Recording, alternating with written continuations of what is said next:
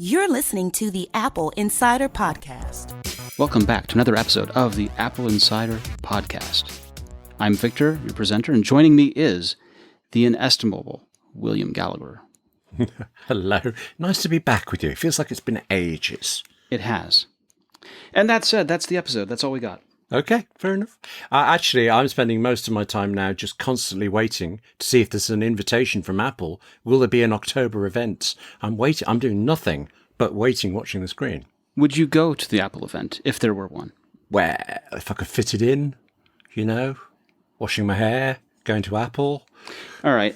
Well, you wash your hair. Let's talk a little bit about what things could be announced at such an event. What are we waiting on? I think this time it would be very odd if we didn't see new iPad Pros coming out, given all the evidence in the supply chain and all the apparently very well-placed sources about this. I think we're more likely to see Apple ditch this event and just do a press release than we are to not see iPad Pros. They're surely the focus of it. Isn't that what you think? Do you know anything else?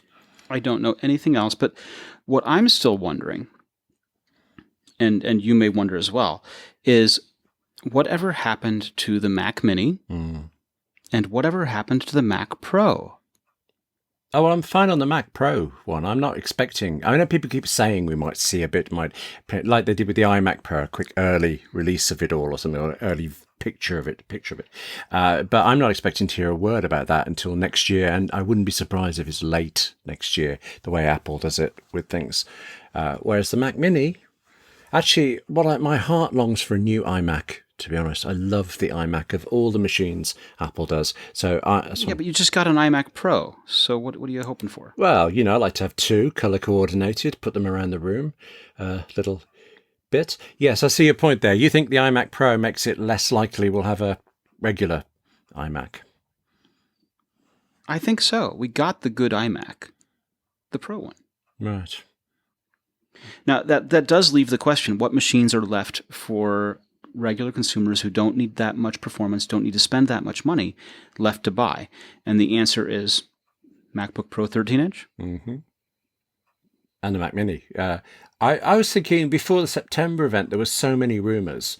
It's like there are loads of rumours left over, and that maybe Apple will mop them up now.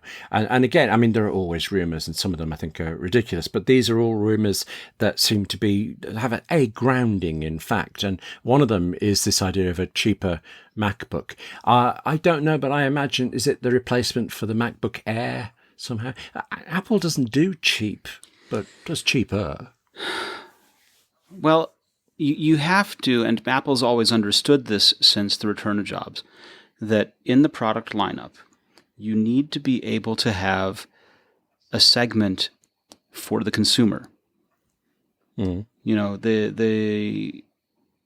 That's what the original iMac was for. That's what the original iBook was for.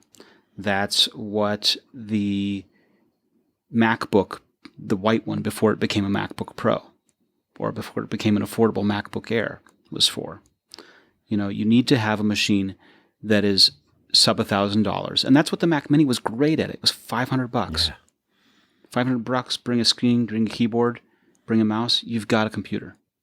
And obviously, with a laptop, things cost a little bit more, but there's a hole in the product segment in Mac for that price point. Now, obviously, they've taken care of that if an iPad is good enough, right? $300 iPad. Mm-hmm. Mm-hmm.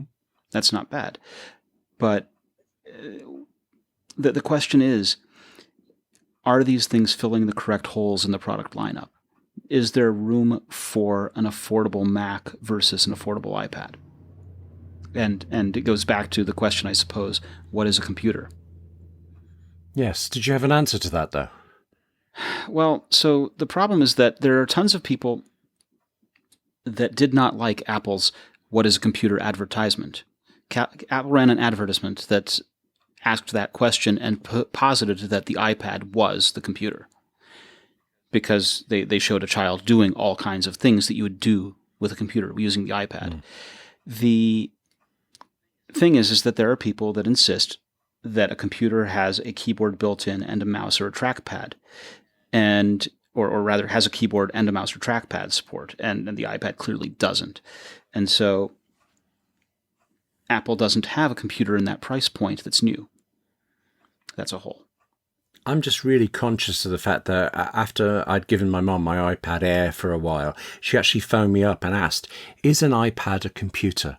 And there was a little bit of me that wanted to say no, because I knew if I said yes, it would actually put her off using it, because she's avoided PCs and Macs all of her life. So I kind of dodged the issue as much as I could and promised to come around and visit her. And that got us onto a new topic. So I'm with people who, I don't need it to be called a computer. I need to compute. There you go. Compute is a verb. I need to be able to do my work and in whatever fashion. So I'm fine with this, what I see as the semantics. You broke your promise to your mum, didn't you? Well, I'll get there eventually. A little bit. Stop looking at me like that. I gave her an iPad. Okay. But I see your point. I just want to move on. Talking about this stuff. Yeah. Talking about this stuff, you promise breaker. There has been iPad Pro model numbers that seem to have surfaced at Chinese regulators. Yes. So we can expect new iPad Pros if these numbers are correct. This is the kind of thing I mean by solid evidence. You get part numbers and you don't know what they are, but you can see the sequence. You can see it's not going to be an Apple car suddenly. It looks like it's going to be iPad Pro. This is the kind of stuff that I used to avoid rumors completely. And then I would pay a little attention, and some of them seem so wacky, like people saying that we will definitely get the Mac Pro this October. And you just know it won't happen because Apple said they wouldn't do it. And then you get this other layer, this thing where actually a startling amount is leaked and is evidentiary there. I think ever since things like the iPhone had to be filed with the FCC and stuff, it's kind of opened up and we see things. The only thing we don't know is whether or not Apple will actually show them this October. Will they hold them back? Right. Again? So what happens is that there are regulatory agencies at every government level, right? At every country, whether it's China or the United States or the EU or wherever, that govern what frequencies are used for radios, for example, or whether something is an intentional radiator or unintentional radiator in terms of radio waves. And you have to go through the testing to show that it emits on these frequencies, that it receives on these frequencies, that it conforms to testing for signal strength and broadcast power. All the kinds of things that you have to prove to show that you're compliant with the regulations for that country. And to make it more difficult, these regulations vary from country to country. So some countries allow different frequencies to be used. For example, in Israel, the 5 gigahertz band is reserved for Israel military use. And so they have to use a slightly different variant on the 5 gigahertz band for that higher level signal. And the Wi-Fi is constrained there. They don't want it to have nearly as strong a broadcast signal as it does elsewhere because, again, they're afraid of conflicting with police and military signals. Grief. And so you have to go ahead and understand this when you build the product and get it certified all around the world to launch. And trying to manage secrecy at all of these different agencies is difficult, which is why you get these leaks. Sometimes they're at the EU agencies, sometimes they're at the FCC, sometimes they're at China, like this one. What's also interesting is that Tim Cook went on a trip to China, didn't he? Yes. In fact, as we record this, is he still there? I'm not sure, but I believe so. Right. And he was visiting a Beijing high school that incorporates iPad and Apple Pencil into their curriculum. The idea seems to be that by incorporating into the curriculum, of course, that cements the iPad Pro as a tool that can grow as a consumer product, right? The idea is if you use something in the classroom, you'll want to use it at home. The same way that if you use a computer at home, it'll be the one that you want to use in the workplace. Sure. I mean, that's Apple's benefited for that right back from the Apple II days, didn't they, when they used to sell them on quite cheaply to education, and then parents bought them, and yes, and we know what happened to the Apple II. Yeah. And so Cook went on to talk about how great this school is and how they're one of the first in China to adopt Apple's Everyone Can Create curriculum, which, by the way, is available as a free download from the iBook store. And He also previewed an art exhibit at the Modern Art Museum in Shanghai, a piece that was created using an iPhone and presents a moving use of augmented reality. So that's pretty cool. He blogged this using the iPhone XS Max. Right. Well, that's good. So I'm just suddenly reminded of all the stories you have of, I don't know, Microsoft people who accidentally blog from iPhones and things. Tim Cook is on mission here. He's on script for this kind on of... message. On message, that's the phrase. Thank you. Okay. Actually, though, I was saying at the start that I'm waiting for this invitation from Apple. I mean, I don't personally want, but I want to see what happens. I want to see the cryptic message. Apple has this thing that they appear to always release an invitation 7 days before the event. 7 days from now starts putting us into the back end of October. Are we just not having an invitation and an event because Tim Cook is on a world tour? Certainly they know his schedule better than we do, and they would send out the invite and he'd come back for it. What does have to happen is that there's event prep, and event prep works like this. There's a script written. There's a presentation made.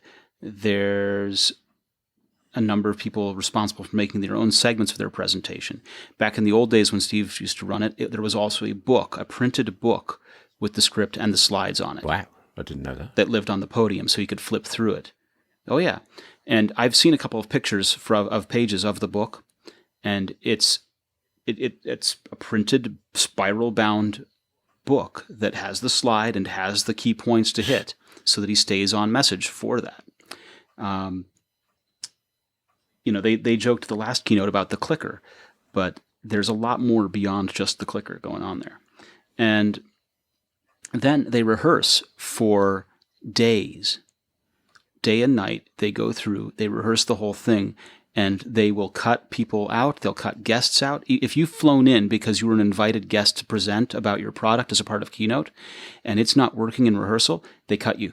Right. And they substitute in a different third party that they brought in. Wow. I mean, harsh, but fair. That makes sense. Okay. So he's actually... And you can be cut right up to the last minute.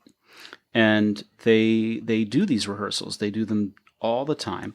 And so if he's traveling, he can't be present for rehearsals. So you have to figure that they would have already begun working on the presentations, working on the agenda for such a keynote event, and then have him back with 7 days lead time so that he can practice and rehearse for 7 days and then present.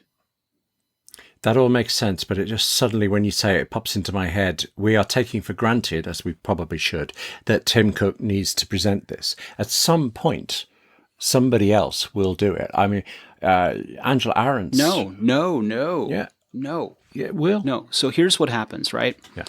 Here's the thing, is that if you had a keynote event and Tim Cook was not the opening and closing of it, even if he presented nothing, except here's our opening video, and by the way, our Apple stores are doing great.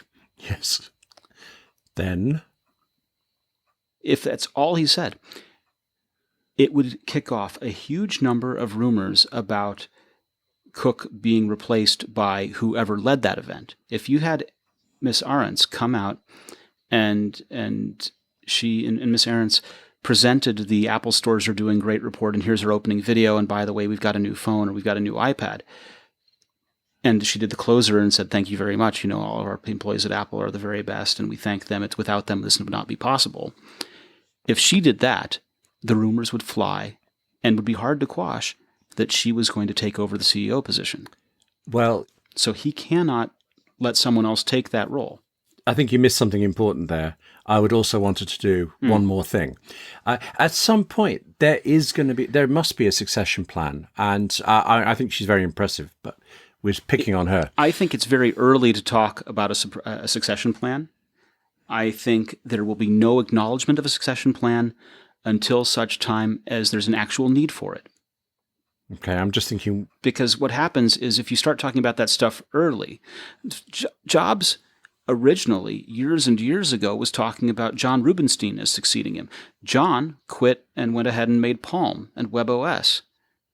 And Jobs later said in the Isaacson book, well, I guess I'd made a mistake. So you cannot talk succession, especially not publicly, unless you're ready to act it out. You don't do it. You don't acknowledge it. It doesn't exist. Yes, it exists in the back room. Yes, it exists in the board, but you're not going to do this unless you're ready for it to become reality. But I want to get back to talking about China for a moment. So this is an interesting set of events because Tim Cook's in China. China has just had App Store fraud that allegedly impacts major mobile payment firms in China. So these two major mobile payment firms, WePay, which is a part of the WeChat, and Alibaba's Alipay. So Tencent owns WeChat Pay, and Alibaba owns Alipay. Both of those have confirmed that a number of their customers have been the subject of fraudulent App Store purchases. And Alipay has been posting a warning online advising iPhone users of the thefts and to secure their accounts where possible. Alibaba claims that they've contacted Apple multiple times over the fraud, says the Wall Street Journal, and Apple says they're investigating, or at least Apple advised the Wall Street Journal that they're investigating. Now, the complaints are basically receiving notifications of purchases in the App Store that they did not authorize. And it's unknown exactly how these Apple IDs are being acquired by fraudsters or how these purchases are being performed. Alipay and WeChat Pay have to be registered to the Apple ID. So it's not entirely clear. But, WeChat Pay and Alipay are the largest payment services in China. They're huge. Talk about a country that's really adopted mobile payments. That is it. And I like mobile payments. We're going to talk about mobile payments in America as well. But this is a big deal because unless Apple deals with it and prevents it, or unless consumers are vigilant and complain about the fraud, complain about the false purchases, the unauthorized purchases, and Apple refunds it, it's a big nuisance. It's a huge just issue. Some oddities in it. I remember with credit card companies, this is a thing that if you file a certain complaint over a verifiably false purchase, one you didn't make, credit card companies would refund you. I don't know if that's still the case, but when they started here, that was a big selling point. You were safer buying on credit card for all sorts of reasons. This requires an Apple ID to have been stolen in some way. If somebody's got Apple IDs and they are tied to Alipay and WeChat Pay, why are they spending them downloading Angry Birds and not going into stores and buying meals and things like that? I'm curious. Well, so when you make a purchase, you leave a trail, and that trail makes it easier to get caught. Yes, but if I've bought, Angry Birds is a bad example, something expensive, an expensive app, OmniPlan, a couple £100, very, very good project management plan. If I buy that over a stolen Apple ID, and Apple knows that Apple ID didn't buy it, they can surely kill the app, can't they? So where's my... They could, but if the app itself seems legitimate, it seems like a shame to kill it. So what we don't know is how these the question you're asking is, how do fraudsters profit from this? Why are they making purchases that they're not profiting from? And so that's a tough question to answer. We have no earthly idea what's really going on there, and if the apps that are being fraudulently purchased are then kicking back the money back to the fraud. We have no idea. We really don't know. Something is up. Sorry, I should say, I don't mean to suggest that because there's been fraud, the makers of OmniPlan should be punished. I just mean if Apple knows my Apple ID has bought this or some other app and it's fraudulent, can they not remove it from my purchase history, disable it for me so that I don't benefit? They can, but more important is figuring out what's actually taking place here. True. Yes, it's scary when it's this size of company. Alipay. I mean, Alibaba owns Alipay, and I only know Alibaba because they invest in the Mission Impossible films. But I like them for that. So they definitely seem to be big and profitable, which is nice for a business. So if they're getting hit by fraud in some way, I think that's really quite well. It is, scary. but it also is damaging for Apple because if the notion is that everyone knows that if you're using an Apple iPhone in the App Store, that your money's going to get drained out of your bank account, that's not good for Apple either. That's true. This is a real problem. No. But what's important to note is that those vulnerabilities and those problems are there by using WeChat and WeChat Pay and Alipay. Those vulnerabilities, those same vulnerabilities, would not be present, I don't think, using Apple Pay, which has yet to catch on over there. Interestingly, Apple Pay has begun to catch on in the U.S. And the latest part, At last. the latest Yes. part of this is CVS. So CVS is a pharmacy, and CVS actually just purchased an insurance company, Aetna, for $69 billion. It was approved by the U.S. government the other day. And so they're going to start offering medical services in the pharmacies and selling you the insurance. And if you have the insurance and the pharmacy and you go there for the medical services, the insurance figures they can save money instead of paying to see another doctor because they'll just be paying their own employees. So it's going to be a really interesting sort of aggregation of services all in one location kind of thing. And they take Apple Pay now. They have given up on currency, which was one of the other kinds of payment systems that was partnered along with Walmart, and have go ahead and offer Apple Pay. At long last, I think, because our currency, I've written about this in the past. If Apple Pay hadn't existed, I still think currency would have seemed a dreadful idea because it was built on what's great for the shop, which is fine. I mean, shops are business, why shouldn't they have something for them?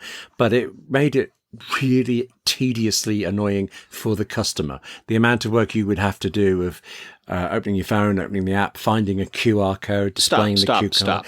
Stop. Let me explain how Walmart Pay works. And Walmart Pay is basically the last holdout in this whole system. And Walmart's implementation of this is that you're checking out and you open the Walmart app and you tap on the Walmart Pay icon or tap on services in the Walmart Pay icon. And then you either put in a PIN code or use your Touch ID or Face ID to unlock it so that you're ready to pay. And then it uses the camera.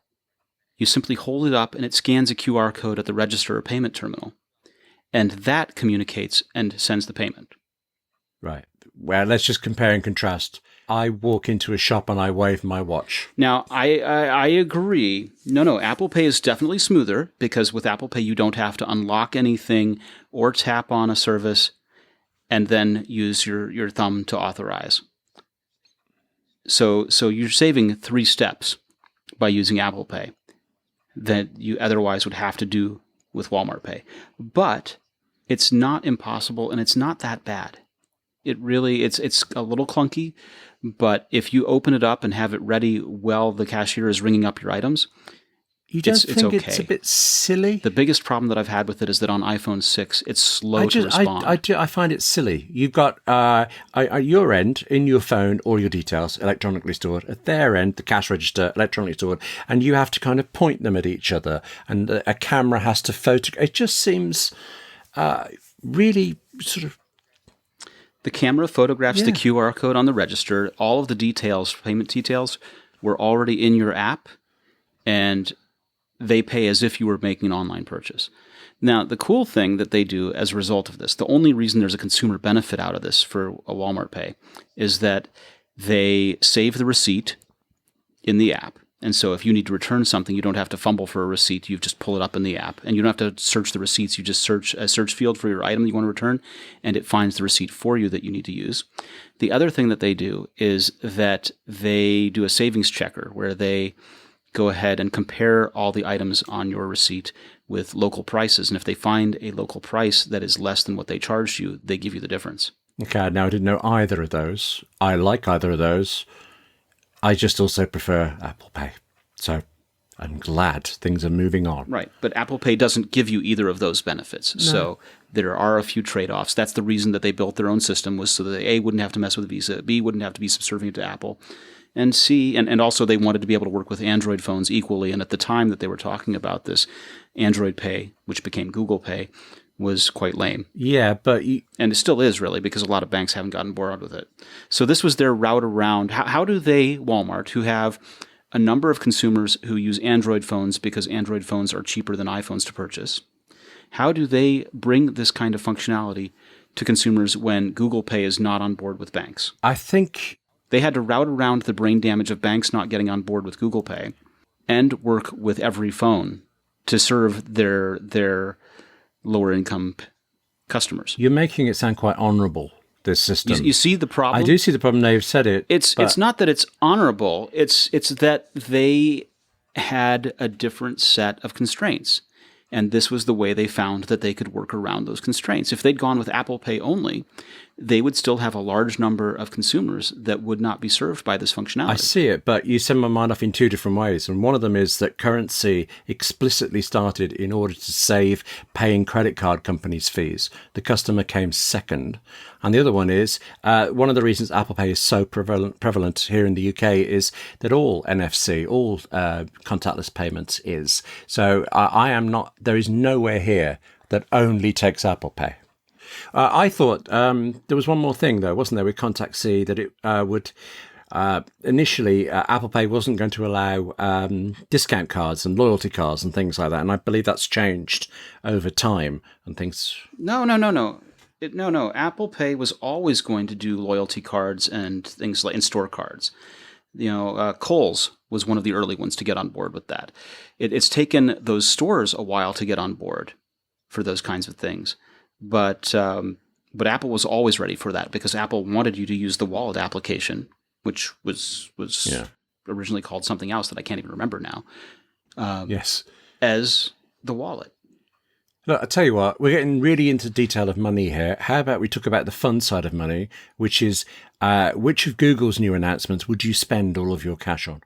No, I'm not done. Okay. Apple Pay can also be used for Discover Cash back cards. I'm sorry. So if you have a cashback debit card, I don't know what that is. So one of the so you guys don't have this over in your country. We got debit cards, but but do you have debit cards that offer benefits for using them? Well, I certainly don't. I haven't come across it, so I wouldn't like to say for certain. But no. So we have debit cards from a number of different banks and firms that pay you for using them. So if you make a purchase, and depending on where you purchase, right, if it's suppose that it's groceries or it's petrol or whatever, they'll pay you back 2%. Wow. Hello. Of your purchase amount. Okay, I like the sound of this. And this is a way of encouraging you to use the card. And so you use the card because you're going to get money back. And now they've gone ahead and made this cashback Discover card work with Apple Pay.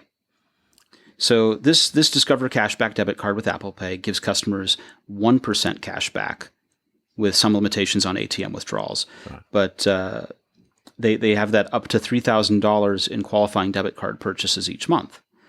And so, you can get, what is that, 1%, $30 back? Okay. It felt like it was going to be more than that, but still, money coming in is very welcome. Hey, that's a tank of gas. Yeah. That's petrol. Not in the UK, it isn't. That's a really nice meal. That's a really nice meal we could have on that 1% cash back. So Discover was the last of America's 4 big credit card partners. So Apple signed up Visa, they signed up MasterCard, they signed up American Express, and now with Discover's acceptance of this, they came. Discover had been doing this since April 2015, but the cashback card is a new thing. The right hire can make a huge impact on your business. That's why it's so important to find the right person. But where do you find that individual? You could try posting on job boards, but can you be really sure the right person sees your job? Instead, find the person who will help grow your business with LinkedIn. As the world's largest professional network, people go to LinkedIn every day to grow professionally and discover job opportunities, and 70% of the U.S. workforce is already there. LinkedIn Jobs matches people to your role based on more of who they really are, their skills, their interests, and even how open they are to new opportunities. This way, your job gets seen by more of the right people. Most LinkedIn members haven't recently visited the top job boards, but 9 out of 10 members are open to new opportunities, so you can really only reach them on LinkedIn. And that's why a new hire is made every 10 seconds using LinkedIn. Businesses rate LinkedIn 40% higher than job boards at delivering quality candidates. Hurry to linkedin.com/AppleInsider and get $50 off your first job post. That's linkedin.com/AppleInsider to get $50 off your first job post. LinkedIn.com/AppleInsider. Terms and conditions apply. So there's this cool new Google Pixel device, right? The Google Pixel 3? Yes, and the is it 3XL, the larger one? It's kind of a fun name. I didn't tell you this before. I have a text expander snippet that keeps getting triggered now.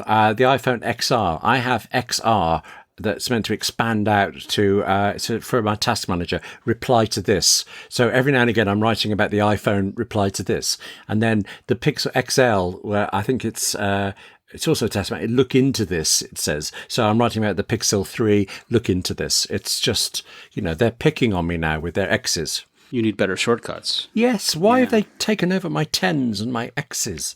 But yes. I like the sound of the two Pixel phones. They don't, not as an Android user, I don't appreciate the differences, but it doesn't seem like a gigantic leap forward. Is this the equivalent of what you call an S year in iPhones, or am I missing something? I think what I want to do is back up a little bit and talk about why they do this. Why is Google doing this? Ultimately, to make money. You'd think so. But that's not necessarily the primary motivation. It's sort of a secondary motivation. Years ago, they made the Nexus phones.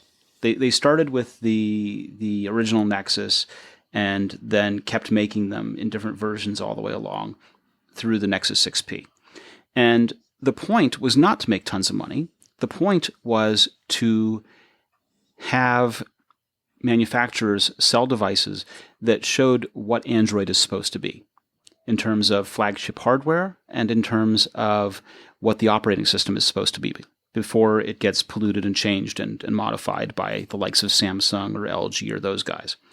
And so all of those manufacturers would sell a phone, would sell their normal phones with their normal changes to the operating system, but would be tapped in various years. The Nexus 4 was an LG, I think. The Nexus 6P was a Huawei. To go ahead and make the phone the way Google wanted. And that was the point.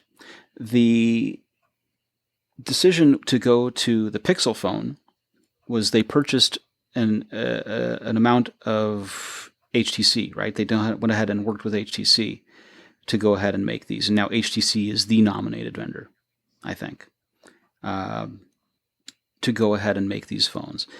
They're basically killing HTC's sales for HTC devices and LG devices. Pixel and Pixel 2 were supposed to be evidence that Google could produce an iPhone-priced premium Android phone. And yet, as soon as Google took the reins, HTC and LG basically went into crisis mode. And the problem is that it's just really difficult for Google to not make this a flop. They're great phones. They have some problems, but they're expensive, and they compete with the likes of Samsung. And that was the point of this. It was not to make necessarily money right out of the gate. The point was Android is synonymous with Samsung. And Google doesn't like that because Android is Google's property, and they don't want to cede that to Samsung. Does that make sense? No, that makes sense. Totally, yes. I hadn't appreciated that, but I get it, yeah. Okay. But you don't feel it's working? I don't. I think that they have yet to seize the reins from Samsung. They've yet to take control in terms of numbers from Samsung. And that it's, while they're making very nice phones, that they are too expensive for most people to consider them. That it's still too easy. It's still too easy to buy a Samsung compared to a Pixel. I'm conscious in the UK, it used to be that you always bought, in my case, iPhones on contracts, and then slowly that's turned away to maybe use the iPhone upgrade program, or you try to buy it outright. It feels like the carriers have moved away to this, so that there are plenty of people buying expensive iPhones. Aren't there enough people wanting to buy? I mean, they don't want to buy expensive Android phones, but they want to buy phones that are as capable as an iPhone, but with Android. Yeah, but they'll buy a Samsung, right? They'll buy a Galaxy S9 or whatever the new thing is. All right, okay. So that's the choice. Well, there are some good things about Android phones. The Pixel and Pixel 2, for example, used the single lens camera and did things in software to be able to do the portrait kind of effects that we see with the iPhone XR that they were showing us, right? Mm-hmm. In the keynote where they showed that they could do portrait mode effects with the single lens. Yes, this computational photography thing. Right. Google was doing that first in the Pixel line. Oh, I didn't realize that. Right, okay. Oh, yeah. Google had that first. Google had notifications that you could expand to see the rest of the notifications from that application and to tap and get directly to that application's notification and tap on the notification, get to that application directly from the notification screen first. Okay, I also Something like that that. we've really gotten in iOS 11 and iOS 12. Yeah. Yeah. So Google has a number of things that have been integrated back into iOS that are sort of borrowed or influenced by and modified by Apple to make it nice for iOS users. There are a number of nice things about Android. There are a number of very clunky and ugly, cluttery things about Android. But there are some nice things that it does. And so if you were to switch to Android, you would notice and be reviled by the awful things that are there. But you would also find a few things that were kind of quite nice. Okay. Android phones are very good in some ways, especially within Google services, about picking up on when you've got a calendar appointment or a possibility of a calendar appointment in an email, being able to add that to a calendar right away. And Apple's picked up on that. Or being able to notice an address in an email, and you can tap on that and it opens Google Maps. Right. Or it recognizing that you had an email that mentioned that. Would you like to, by the way, begin navigating because you need to leave now in order to get there in time? They do some nice tricks. They do some nice things. And if you've gotten used to using one of those phones, you love them and you wouldn't come back to an iPhone at all. You would never consider it. Now, at the same time, there appear to be a large number of Android users who are migrating to iPhone or intending to migrate to iPhone in the wake of the recent iOS announcements, or iPhone announcements. The 10S and the 10R appear to be drawing converts. Do we have any sense of the feel of how many people move back and forth between Android and iPhone? I'm not certain. I don't have the article in front of me at the moment. I just remember over the years, Apple has occasionally said what percentage are new to it and all that stuff. I don't know if Google says the same thing the other way around, and if it all ultimately averages out in the same. No, Google does not say anything at all about it the other way around. The things that Google has that they can't really talk about are the number of people that aren't on current OS, because there are a number of handsets out there that can't be upgraded. The fact that iPhones get upgrades longer than Android phones do. Yes. My Nexus 6P is a 3-year-old phone. My iPhone 6 is older and still getting updates. Right. Nexus 6P was orphaned last year, so it's frustrating in that regard. The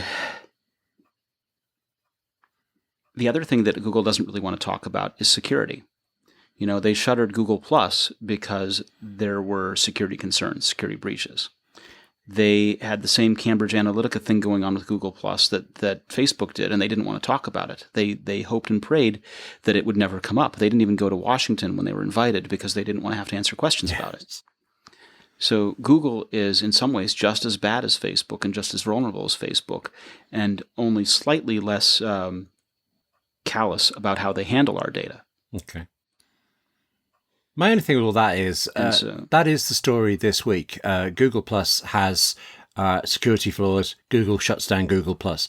They couldn't fix Google Plus. I just think not enough people were using it to make it worth them fixing it. In which case, not enough people were exposed to any problems. Was that? Well, not that, but also the damage to reputation by being lumped in with Facebook, who's having to go on apology tours. Oh, true. Was too great. Well, I got to say, I won't miss Google Plus at all. I found it infuriating when it started. Right. But do you use other Google services? Well, I did actually. I used to have a Gmail account that was exclusively as a backup for my work. At the end of every day or the end of every piece I'd finished, I would email it to myself. And I would email it from that Gmail account to that Gmail account. I gave that address to nobody else, and I had rules set in it that if any other email appears, delete it straight away. And then suddenly Google starts promoting it as my Google Plus address, and I'm getting invitations for circles that's getting through that rule, and not all of them. It's just, in the end, I actually abandoned the account and I moved on to saving it somewhere else and things. And I used Yahoo for that for a while. I had a Yahoo account with 150,000 unread emails. Ouch. Okay. That was fantastic. Okay. But I got out of that. For people who have used Gmail since 2004, 2005, you have your whole life tied up in that archive of email, and no one wants to run their own email server. It's hard and annoying to do. And so it's difficult to divorce yourself from Google. Yes. And add to that the fact that Google knows tons of stuff about you, even if you don't have a Gmail account, just by virtue of you emailing people who do. Of course they do. No, I never thought of it that way. Okay. So basically we're stuffed no matter what. We might as well get some benefit out of this. In fact, we might as well just go by, I quite fancy the Pixel Slate. Actually, we should just all go buy Pixel Slates while we wait for the iPad Pro to come out at some point later this month. Does that sound like a plan? Well, it does, but I think that one of the best kept secrets is the Essential phone. Let me tell you about this. So Andy Rubin left Google, started his own company called Essential. He was going to make a phone and an in-home voice AI speaker and a accessory for the phone. Basically, the phone has a magnetic pad on the back with some pogo pins, and so you can snap on cool cameras and other things to the back of the phone. As far as I know, they only made the cool camera. They didn't make the other accessories. The AI speaker, I don't know if it materialized or not. It was basically going to be kind of like an Alexa Show or an Alexa Look or whatever the thing was with the little circular screen. Yeah. But the phone, which was originally like an $800 phone, is now on discount for $400 and runs the very newest Android software. And runs the very newest Android OS, and is being kept up to date.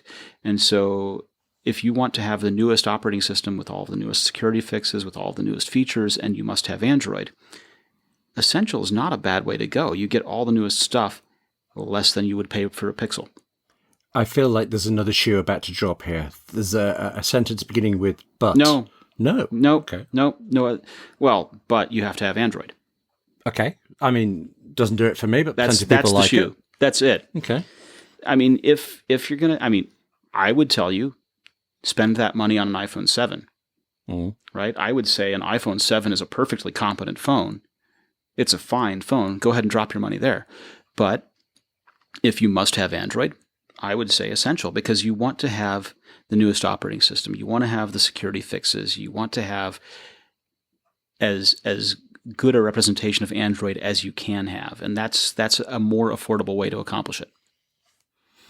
Okay, I like the sound of this. We're saving money. We're getting Android, but we're saving money. This is an episode about money, isn't it? Really? It really is. Okay. It's an episode about money and about you not keeping your promises. Yes, okay. Thank you very much. To your mother, to your mum. Right. That's the episode. Okay. Oh, me and Craig Federici. Remember a couple of years ago, he hung up on his mother or something in a keynote presentation. It was, you had to be there. It was funny. Okay. Right. All right. And if you weren't there, that's okay.